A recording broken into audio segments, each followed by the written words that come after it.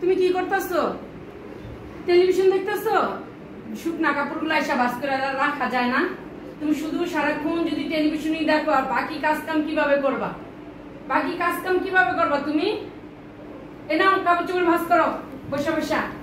আর television দেখে সবসময়, খাইয়া দেওয়ার কাজ পাও না তুমি।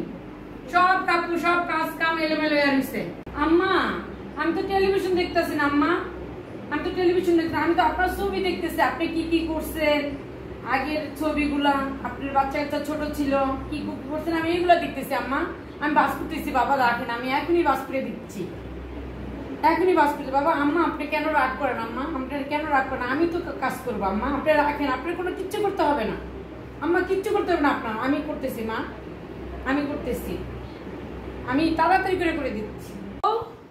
বউ তুমি কি করতেছো? বউ কি করতেছো? রান্না করে তুমি রান্না করছো?